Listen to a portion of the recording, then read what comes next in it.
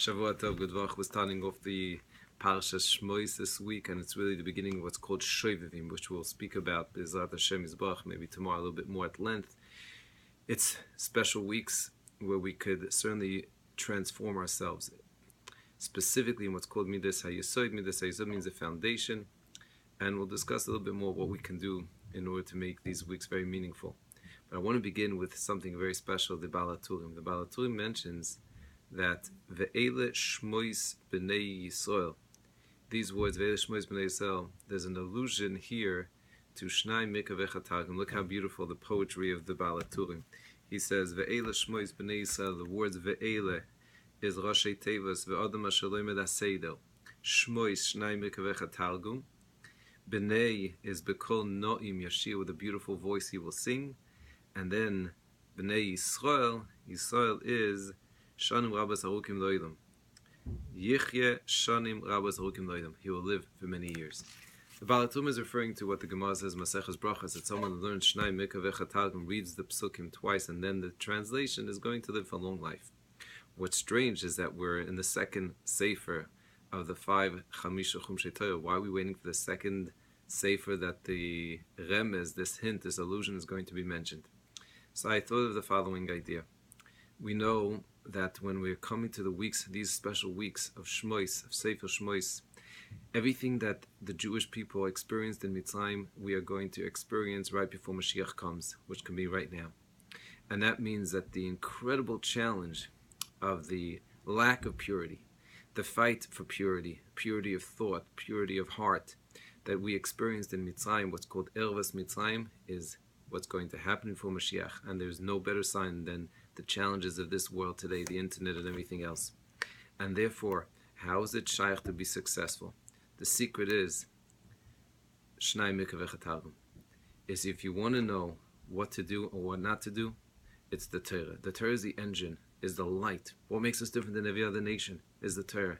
Is that we take directive from Torah Shebechtav and Torah Sheba'al Peh. The Targum, the translation, is a deeper meaning of just the words themselves. You could read the words twice, but until you don't see the Targum, the translation, what the rabbis are teaching us, we could be lost. So I'll tell you a story, a simple story, an example of a very close Talmud of mine. Just told me the story. And it's a perfect story because he asked me the following. He said, Rebbe, he said, listen, I'm in the age of Shidduchim. And many times, I could wait for the Shadchan, or I could take a little bit of the shortcut perhaps. And therefore, if I'm in a group, if I'm in a setting outside of the Shidduchim scene, and I see a nice, young, fine lady, so maybe I could look. So I told him, look, if you're going to if you follow the guide of the Torah, if the right thing to do is to do it in that way, yeah, no problem. But if the right thing to do is wait for the Shadchan and not have your eyes busy all over the place looking for that shidduch, so then that's not the right thing, and you will not see Siyata Dishmai. So listen to what happened. He tells me he was in the airport. He's in the airport with many other Frum Jews, girls, boys, and he's not watching his eyes the way he should. So he sees a girl, beautiful, modest, perfect girl, he says. He says to his friend, this is my shidduch. So, what happens? Hashgacha, unbelievable. He gets onto the plane, and lo and behold, he's looking for his seat. And yes, right next to him, on the other side of the aisle, is this girl. He says, this already is a Siman Muvik. This is definitely my shidduch. Hashem arranged it. You see, I was right. I was supposed to look for the girl. Anyway, so throughout the flight, he has other signs that this is the right girl because he took out some cream in order to take care of his dryness. She did the same thing at the same time. It was unbelievable. Anyway, the flight is coming to close to an end. And then he says, so where are you from? She says, from wherever. Let's say the 5 towns. So he said, what are you coming in for? And she says, I'm coming in, thank God, because I'm engaged. You heard the words, I'm engaged. You can imagine where the heart stopped probably for a moment. And in his head, he was thinking in Shemaim, why? What was the message? When I told him, the message was quite clear. My dear friend, if you follow the Torah, you would have saved yourself from a lot of agmas nefesh, a lot of pain of going through the entire flight already. By the end of the flight, he probably thought that he had the plans that they're going to make a l'chaim at the airport. When we go into Gullus, We go in, and now we're re-experiencing the Golus of Mitzrayim. We're living it, reliving it.